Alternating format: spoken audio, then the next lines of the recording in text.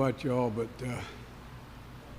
following a governor, introducing the president in front of about half the legislature and the national press when I was a junior in high school, no, it wouldn't be close. I just want you to remember me when you're president. When I go by, don't say Joe who, okay?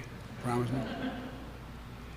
Before I begin, I'd like to say a quick word about an old friend of mine. A quick word about Senator John Warner. I had the privilege of serving with John for 3 decades in the United States Senate. And I can say without hesitation he was a man of conscience and a man of honor. And in his life full of honors, the most enduring was his service to the people of Virginia. And we're going to miss him dearly. And, John took chances. I was stunned, pleased and stunned, when in the middle of my primary, John endorsed me for President of the United States. It was how things sort of used to be back in the old days in the United States Senate when I first got there. People, didn't happen that often, but people would cross the aisle to work with one another. John was a man of great integrity, and he's missed, going to be missed, and Virginia was just fortunate to have him as long as they did. Now, Jacob, I want to thank you for sharing your story, and I want to, you pointed out that my wife works for the governor. No wonder she doesn't pay attention to me when I'm around the governor. But all kidding aside, I'm very proud of the fact that Jill has, teaching is not what Jill does. Teaching is who she is. And she's done it her whole adult life. And she's still doing it. I know some people said, when you're first lady, are you going to continue to teach? She said, yes, but I don't think she bargained for having to teach online initially. Students, I watched her. She spent more time, 4 hours a day, for about a month, learning how to teach online. So don't feel bad about y'all having to do it. I watched the teachers have to do it, at any rate. And I just want to say that, we're in a position now, Governor Northam, I want to thank you for your welcome to the Commonwealth. And I want to thank you for all you're doing to help win the fight against COVID. You're one of the best governors in the country in taking this on. And you did it from the beginning.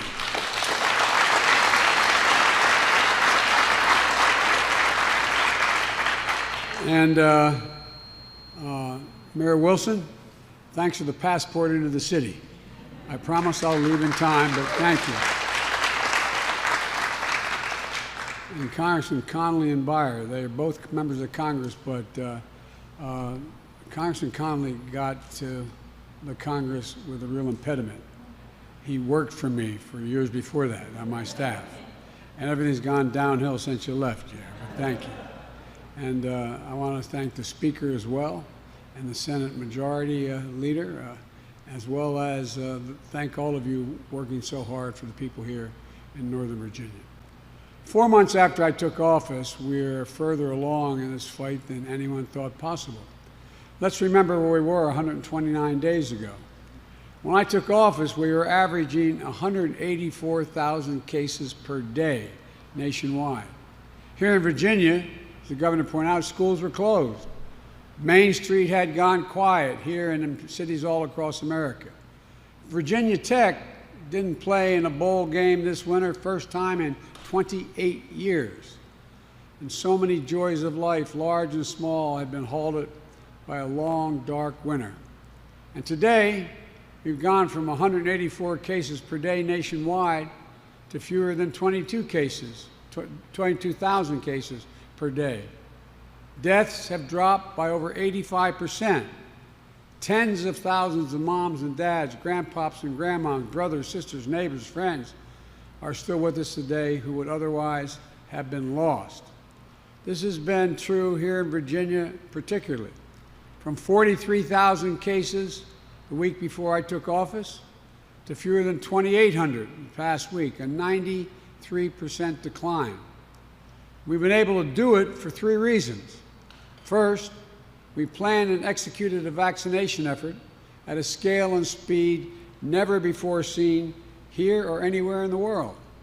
Here in Virginia, that meant $247 million in federal funding for community vaccination sites, over 360 federally funded National Guard members supporting the state's COVID-19 response, getting doses to community health care centers, 1,000 pharmacies all across Virginia, and creating a mass vaccination site in Norfolk, initially run by the Federal Emergency Management Agency and the United States Navy in partnership with Virginia.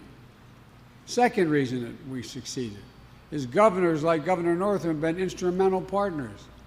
Leaders in red states and blue states working with businesses, faith leaders, community groups to get it done at a local level. And thirdly, and most crucially, the American people. More than 165 million Americans so far have done their patriotic duty, 165 million, and gotten at least one shot. Americans of every party, every race, creed, have come together, rolled up their sleeves literally, and done their part.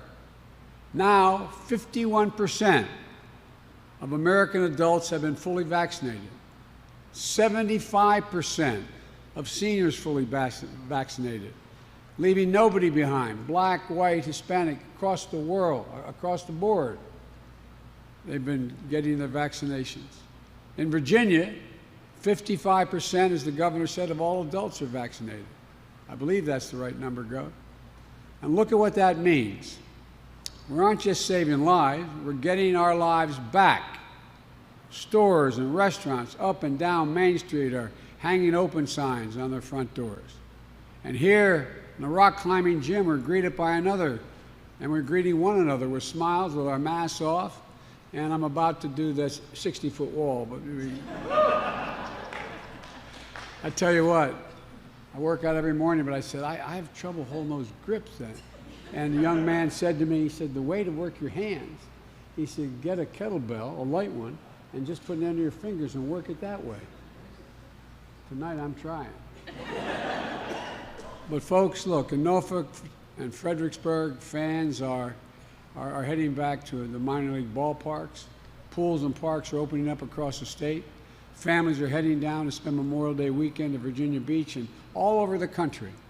We've gone from pain and stagnation of a long, dark winter to an economy on the move growing faster than it has in nearly 40 years.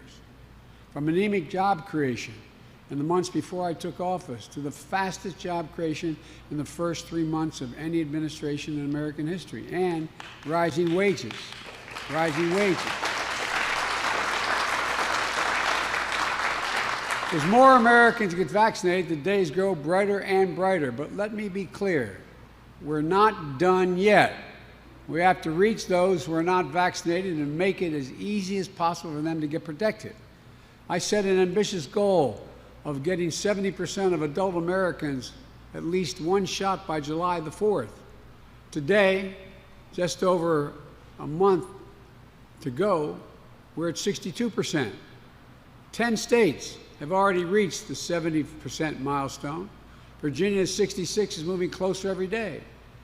And continuing on counting on just all the help and continuing this process is really, I think you're going to get the job done here in Virginia pretty quickly, Gov. To 70% and keep sprinting through the finish line is what we're all about. If we succeed, we can celebrate our independence from the virus together on the 4th of July as we celebrate our independence as a nation. And the future is only going to get brighter because there will be no doubt what America can achieve when we do it together. I know when I ran for office, I said I wanted to do 3 things, one of which was to unite the country. It's difficult, but this is the first real evidence that we're able to do it. The American people are more ready to come together, I believe, than the Congress and the elected officials are. But we're getting there. If you aren't vaccinated yet, it's never been easier. If convenience is the issue, there are 80,000 locations. Visit vaccines.gov or text your zip code to 438829, and you'll find the sites nearest you. It'll pop up immediately, and in almost all cases, you don't need an appointment. If transportation is an issue, I want to thank Lyft and Uber. They've come forward and they've offered free rides to and from vaccination sites through the July 4th. So anybody who says they can't get there, call Lyft or Uber. They're doing a patriotic thing. They'll come and pick you up, take you to the vaccination center, wait for you, and take you back to your home or wherever you emerge from. And you know, cost is an issue. Don't be concerned. The vaccine is 100% free. And if time is an issue, there are 10,000 sites offering vaccinations without an appointment. 1,000 pharmacies in Virginia alone. And the vast majority offer no appointment, with no appointment required. We made extraordinary progress. Every American should be proud of what we've accomplished, and we did it together. But we still have 5 weeks left to hit our goal. You know, and I know we can do it. Just look at what we've done so far. There's not a single thing, and I've been saying this a long time, and I think a lot of the press are smart as the devil, think I'm being naive. There's nothing we cannot accomplish if we do it together. I really believe that. Nothing we've ever set our mind to as Americans that we failed at when we've done it together. And Virginia, you know you're doing your part. So, you know, I remember always would hear in the last administration, I'd hear when they talk about vaccines and that we're going to make great progress. You'd say there's light at the end of the tunnel. I was reminded of my generation in the 60s. There was a very raunchy comedian who said, yeah, there's light, when he's talking about the Vietnam War. He said, yeah, there's light at the end of the tunnel. It's a freight train. Well, this time there's sunlight at the end of the tunnel. There's real light. There's real light. And Gov, I really mean this. I'm not being political. You've done one hell of a job, Doc. You've done a hell of a job, and it matters. It matters. So I want to thank you all. God bless you. God protect our troops. And tell me, why aren't you in school? School off today?